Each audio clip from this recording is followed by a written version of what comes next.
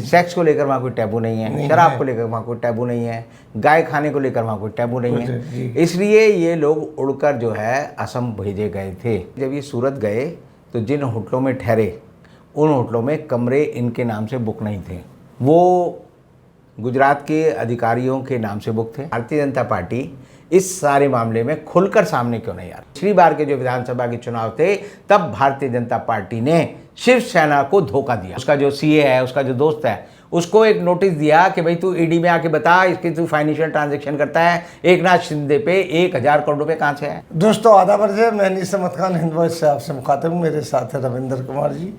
रविंदर कुमार जी, बहुत बहुत स्वागत है हिंद वॉइस में आपका। रविंदर कुमार जी, आप देख रहे हैं जो ड्रामा महाराष्ट्र में चल रहा है, आधे आसाम में है, आधे महाराष्ट्र में है। खुलेआम ये पता लग गया कि अब तो बीजेपी उनका सपोर्ट कर रही है। जिस तरीके से Z+ और Y+ हो जाने कौन कौन सी प्लस सिक्योरिटी भी उनको दे दी गई, उनके घर वालों को दे दी गई, ये सारी चीज़ें। और अब बीजेपी ये दावा करने वाली है कि सरकार किसकी बनना है, उनके कोश्यारी जो है राज्यपाल हैं ही। तो आगे अब क्या होगा? बड़ी अजीब सी स्थिति चल रही है इसकी, जिसे कहते हैं ना स्थिति, बड़ी अंग्रेजी में एक शब्द इस्तेमाल करते हैं, फ्लूइड है जी। जैसे गुब्बारे में पानी भरा हो तो वो किधर भी लुढ़क सकता है, आप उसे इकट्ठा नहीं कर सकते। जी जी। ये स्थिति जो है आज के समय में महाराष्ट्र की राजनीति की जी। अब एक बड़ा सवाल सबके दिमाग में आता है कि ये जो MLA हैं एकनाथ शिंदे के साथ वाले, ये पहले तो गए सूरत और फिर वहाँ से गुवाहाटी चले गए। तो इस राज का खुलासा अब कल ही हुआ है। वो ये हुआ है कि जब ये सूरत गए तो जिन होटलों में ठहरे उन होटलों में कमरे इनके नाम से बुक नहीं थे, वो गुजरात के अधिकारियों के नाम से बुक थे। उन्होंने अपनी जो है आधार की ID दी और उनकी ID पे बुक थे। और वहाँ पर जो बिल आए हैं वो भी उन होटलों के बिल नहीं दिए गए, तो पता चला कि उसमें जो है शराब का भारी मात्रा में सेवन किया गया। अब शराब का सेवन जो है गुजरात के होटलों में बंद है, पूरे गुजरात में बैन है, वहाँ शराबबंदी है, बरसों से बैन है। तो ये जो सारे विधायक हैं ये चरित्र के बड़े जो है कमज़ोर हैं।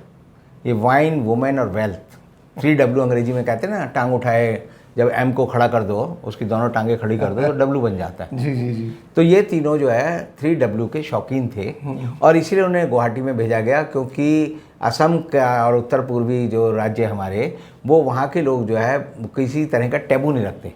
सेक्स को लेकर वहाँ कोई टैबू नहीं है, शराब को लेकर वहाँ कोई टैबू नहीं है, गाय खाने को लेकर वहाँ कोई टैबू नहीं है। इसलिए ये लोग उड़कर जो है असम भेजे गए थे।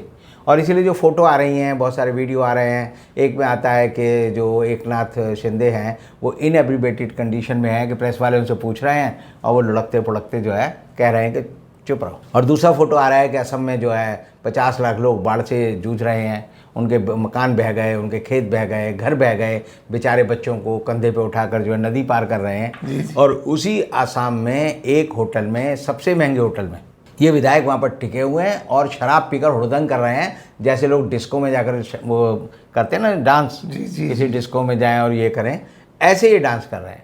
तो आप ये समझिए कि गुजरात से इनके गुवाहाटी जाने का कारण ये है कि ये लोग चरित्र के बहुत कमज़ोर हैं और एक तरह से मौज मस्ती के लिए गए हैं। ये कोई राजनीतिक नेतृत्व नहीं है, क्योंकि अगर देश में संकट है या राज्य में संकट है तो इन नेताओं को गरिमा दिखानी चाहिए थी, गंभीरता दिखानी चाहिए थी, लेकिन ये जैसे छिछोरे होते हैं ना, उसकी तरह वहाँ पर जो है शराब पीकर हुड़दंग करके डांस कर रहे हैं। और उन्हें देखें तो बड़ा भद्दा लगता है कि ये आदमी जो है माननीय सदस्य हैं। किसी भी विधानसभा के या लोकसभा के सदस्य को आगे माननीय लगाना जरूरी है, तो माननीय सदस्यों का ये हाल है। तो एक तरह से ये नंगई का नंगा नाच जो है भारतीय जनता पार्टी के संरक्षण में। अब एक दूसरी बात और आती है कि आखिर भारतीय जनता पार्टी इस सारे मामले में खुलकर सामने क्यों नहीं आ रही? वो एक शेर है गालिब का कि खूब पर्दा है, चिलमन से लगे बैठे हैं, साफ छुपते भी नहीं और सामने आते भी नहीं।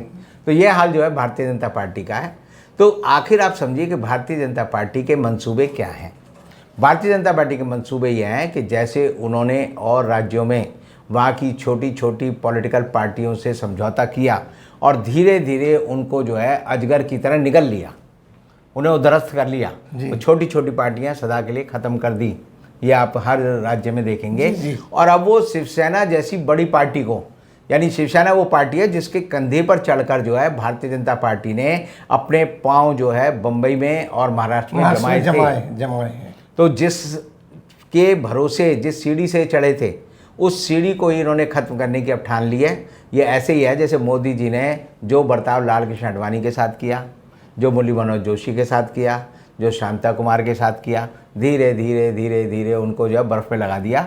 और अब वो जब बर्फ़ में बैठे हुए जैसे फ्रीज़र हो जाता है, नाम क्या वो खुद ही अपना नाम भूल गए होंगे।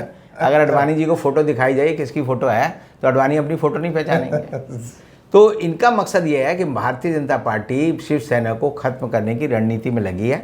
और उसका एक बड़ा कारण ये है कि जब इस विधानसभा से पहले पिछली विधानसभा के चुनाव हुए थे तब आप देखिए एक समझौता वार्ता चली थी उद्धव ठाकरे की शिवसेना और बीजेपी के बीच में। जी। और तब उद्धव ठाकरे का लड़का जो है उद्धव ठाकरे के प्रतिनिधि के तौर पर दिल्ली आया था। और चुनाव से ठीक एक दिन पहले भारतीय जनता पार्टी ने उसको कहा कि हम महाराष्ट्र की हर सीट पर चुनाव लड़े। हर सीट पर चुनाव लड़ने का मतलब है कि पहले जो है 50-50% दोनों पार्टियां लड़ती थी, उनमें ये था। तो शिवसेना ने बीजेपी के साथ अपनी युति संगठना, अपना जो पुराना इतिहास है उसको देखते हुए आधी सीटों पर ही अपने उम्मीदवार चुने थे, आधी सीटों पर ही अपने उम्मीदवारों को खड़ा किया था और आधी सीटों पर ही तैयारी की थी। जब इन्होंने अचानक कहा कि हम सारी सीटों पर लड़ेंगे तो मजबूरी में बीजेपी वाली जो सीटें थी उन पर भी शिवसेना को अपने उम्मीदवार खड़े करने पड़े। और उसकी वजह ये हुई कि महाराष्ट्र में तब शिवसेना जो है दूसरे नंबर की पार्टी हुई और बीजेपी पहले नंबर की पार्टी बनी। उससे पहले हमेशा जो है भाजपा जो है छोटी पार्टी होती थी, शिवसेना बड़ी पार्टी होती थी। तो पहला धोखा जो है अगर किसी ने किसी को दिया तो मैं कहूँगा कि इस चुनाव से पहले पिछली बार के जो विधानसभा के चुनाव थे तब भारतीय जनता पार्टी ने शिवसेना को धोखा दिया। और ये बात मैं इसे बता रहा हूँ कि लोगों की याददाश्त जो होती है बड़ी कमज़ोर होती है, इतिहास को याद नहीं रखते। आप कुछ भी कह दो, ये कैसे हो कि महाराणा प्रताप और अकबर में लड़ाई हुई तो महाराणा प्रताप ने अकबर की सेना को हरा दिया, पत्थर लगा दो, तो नए बच्चे जो हैं वो समझेंगे यही बात हुई होगी। तो लोग जो है ज़्यादा जांच पड़ताल नहीं करते। इससे मेरा ये कहना है कि ये जो धोखाधड़ी की राजनीति है ये भारतीय जनता पार्टी के चाल चरित्र और चेहरा तीनों में है। ये बहुत झूठी पार्टी है, ये बेईमान पार्टी है, अपनी छोटी पार्टियों को निगलने वाली पार्टी है। और ये जो है एक ही इसका मकसद है कि किसी न किसी तरह तानाशाही करके अपना राज कायम करें। अब एकनाथ शिंदे के बारे में जैसे बहुत एक बात पे वो चल रही है कि बागी हैं भगोड़े हैं। महाराष्ट्र की राजनीति में ये शब्द बड़ा चल रहा है इनके बारे में, ये कहते हैं बागी हैं और वहाँ की जनता कहती है भगोड़े हैं। और भगोड़े कैसे हैं, अगर इनका चरित्र ढूंढेंगे तो आपको पता चलेगा कि इतिहास में 3-4 चरित्र बड़े फेमस हैं। एक तो चरित्र जो है वो है विभीषण का। कि रावण को मरवाने में विभीषण का हाथ था। उसने जो है राम को रावण की अंदर की बात बता दी। तो सवाल यह है कि एकनाथ शिंदे और ये भगोड़े सांसद विधायक जो हैं, क्या ये विभीषण है? विभीषण के बारे में एक बात समझ लीजिए, उसे लंका अधिपति बना दिया, लेकिन आज भी हिंदुस्तान में कोई आदमी अपने बच्चे का नाम विभीषण नहीं रखता। पूरे देश में विभीषण का कोई मंदिर नहीं है। हर भगवान का मिल जाएगा, हनुमान जी का मिल जाएगा, सबका मिल जाएगा, रावण का भी है, लेकिन विभीषण का नहीं है। तो ये एकनाथ शिंदे या तो विभीषण है या दूसरा लगता है कि शिखंडी है। रामायण की जगह महाभारत में एक चरित्र आता है शिखंडी, जो उसको आगे खड़ा कर कर जो है जो द्रोणाचार्य थे उन पे तीर मारे गए। तो बीजेपी जो है उद्धव ठाकरे पे तीर चलाने के लिए या तो शिखंडी की तरह जो है एकनाथ शिंदे का इस्तेमाल कर रही है, ये भी हो सकता है। जी। और तीसरा है क्या, ये भस्मासुर है। शिव जी की कहानी आती है कि वो एक राक्षस था, उसने जो है तपस्या की और भगवान शंकर से वरदान लिया कि मैं जिस पे हाथ रखूं वो भस्म हो जाए। तो भोले शंकर ने कहा तथास्तु, यही होगा। ये होते ही उसकी निगाह जो थी पार्वती पे थी, तो उसने कहा अगर मैं भोले शंकर को जो है नष्ट कर दूं, भस्म कर दूं, तो पार्वती मेरी हो जाएगी। तो वो जो है भोले शंकर पर ही जब हाथ धरने के बैठा तो वो भगवान शंकर परेशान हुए, त्राहीमाम करने लगे। तो भागे भागे जब वो घूम रहे थे तो विष्णु जी आए, उन्होंने कहा क्या हुआ? उसने कहा जी भस्मासुर को ये मैंने वरदान दे दिया कि जिसके सिर पे हाथ धरेगा वो भस्म हो जाएगा। मेरे को ही भस्म करना चाहता है और पार्वती से शादी करना चाहता है। तो भगवान विष्णु ने जो है मोहिनी रूप रखा, उन्होंने डांस करना शुरू किया। वो जो है उनके मोह पाश में फंस गया और वो उसी तरह डांस करने लगा। और जैसे ही विष्णु जी ने डांस करते करते अपना हाथ सर पे रखा, उसकी नकल करते हुए भस्मासुर ने अपना हाथ अपने सर पे रखा और भस्म हो गया। तो ये भी समझ सकते हो कि एक 3 व्हीलर चलाने वाला आदमी जिसके पास कुछ नहीं था, जिसको ईडी ने 15-20 दिन पहले ही उसके जो सारा जो उसकी फाइनेंशियल चीज़ें देखता है, उसका जो सचिन जोशी उसका जो सीए है, उसका जो दोस्त है, उसको एक नोटिस दिया कि भाई तू ईडी में आके बता इसकी तू फाइनेंशियल ट्रांजैक्शन करता है, एकनाथ शिंदे पे 1000 करोड़ रुपए कहाँ से है। तो एकनाथ शिंदे को लगा कि अब तो मैं मर जाऊंगा, फंस जाऊंगा। ईडी से डरते ही सारे लोगों की, ईडी जी से सबको डरना चाहिए। अब जैसे ईडी जी जो है मोदी जी के पास जो है उनके जो शस्त्रागार है उसमें 3-4 बड़े महत्वपूर्ण यानी एटमी हथियार हैं। वो वैसे एटमी नहीं है जो एटम बम वाले होते हैं, ये ईडी जी हैं, ये सीबीआई जी हैं, ये इनकम टैक्स जी हैं, ये ऐसी चीज़ें हैं जो किसी को भी नष्ट कर सकती हैं। तो ये भस्मासुर जो है एकनाथ शिंदे, इसे लगा कि ये मैं भस्म हो जाऊं, इससे पहले उसने सोचा कि इनके इशारे पर, जैसे विष्णु के इशारे पर भस्मासुर डांस कर रहा था, उस तरह का डांस जो है एकनाथ शिंदे कर रहा है। तो अब इस 3-4 चीज़ों की अगर बात देखें तो देश की राजनीति आज के दिन करवट बदल रही है। और करवट कैसे बदल रही है, आप देखिए कि धूमिल ने कविता लिखी थी, हे भाइये अगर चाहते हो कि हवा का रुख बदले तो कोई काम करो, संसद जाम करने से बेहतर है सड़क जाम करो। तो ये रास्ता जो है सबसे पहले 2022 में राहुल गांधी ने दिखाया।